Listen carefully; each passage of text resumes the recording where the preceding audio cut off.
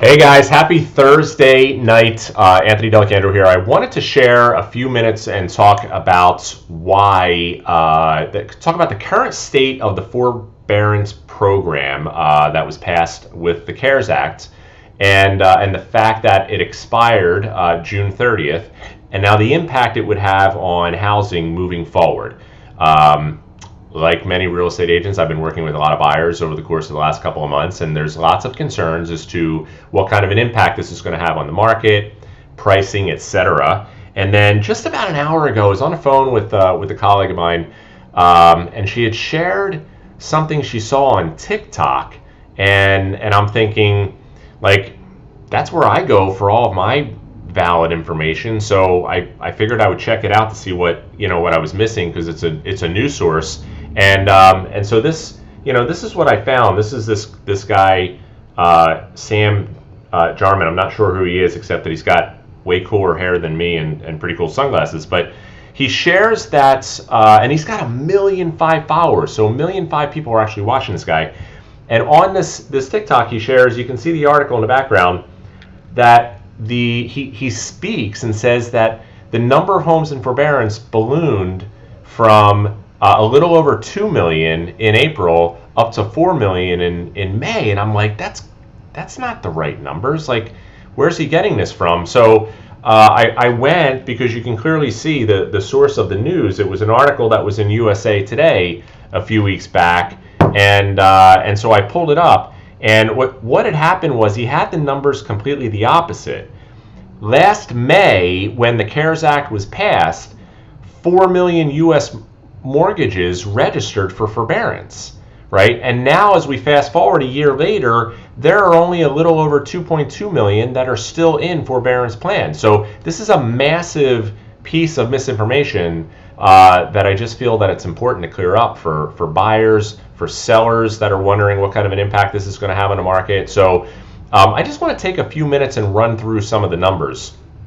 I had shared this on my website earlier today, 4 reasons why homeowners will not lose their homes due to forbearance. Number one, 50% are already out, right? So the number last year was 4 million homes went into forbearance. Right now, almost 27% of those homeowners that registered for forbearance never even missed a payment. They registered just simply to take precaution. They were concerned, just like you, I, and everybody else in the market, as to what kind of an economic impact the pandemic was going to have. So they registered because they could, and then 27% never missed a payment. 14.7% brought their past payments current. They may have missed a couple of payments during those early stages, but then quickly realized that it didn't have a big impact, came current very quickly. 7.6% paid their loans off in full. Largely, that means they probably sold their homes, because obviously we know how many homes sold over the course of the last year. But all in all, 50% of the homes that were in forbearance are no longer in forbearance. So that 4 million number is down to a little over 2 million. The second thing is of the homes that are still in forbearance, the banks don't want them back. They're working actively on loss mitigation to help people modify repayment plans to get themselves caught up. We're not going to see the same kind of mass foreclosures on these properties. Same thing. There's no political will to foreclose. The government agencies are going to continue to work on programs to help homeowners modify. And number 4, if all else fails, it's simply a matter of equity, right? Like, where are we in terms of impact? And so as I want to drive home that point in terms of equity, because we saw some massive equity gains over the course of the last 12 to 18 months. And that's really the driving force as to why we're seeing people that are seriously delinquent, why they're not going to be in a position where they're going to lose equity or lose their home. They simply have the ability to sell their house and cash out. I want to share another chart here.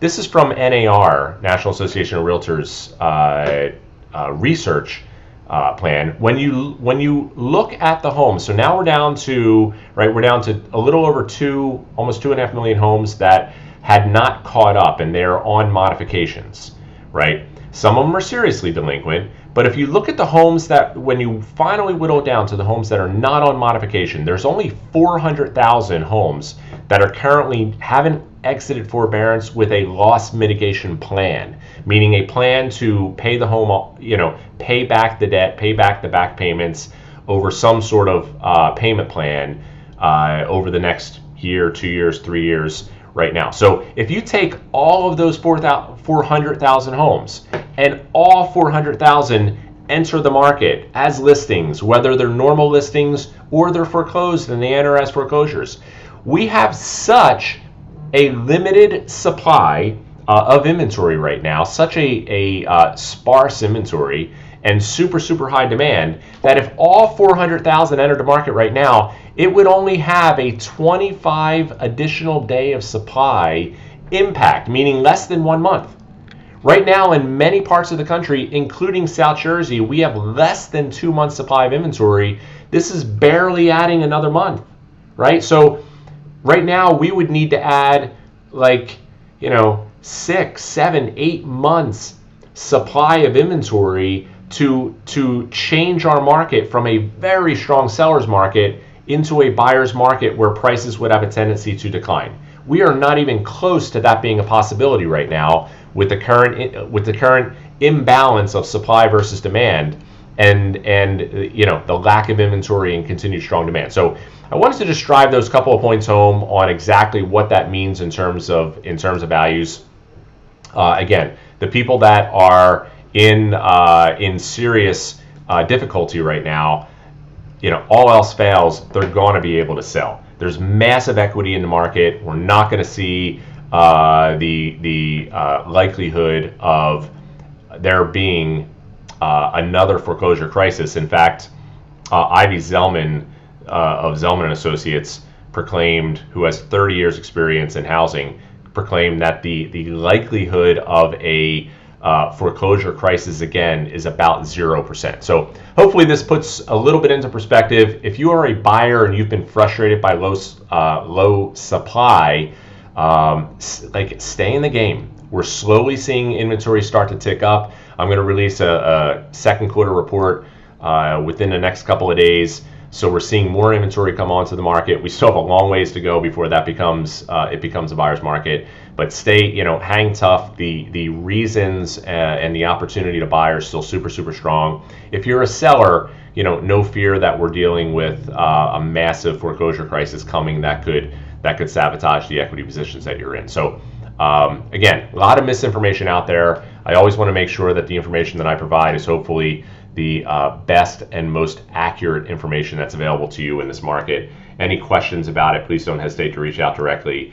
In the meantime, I guess I'm going to go back on TikTok and find some more irrelevant news.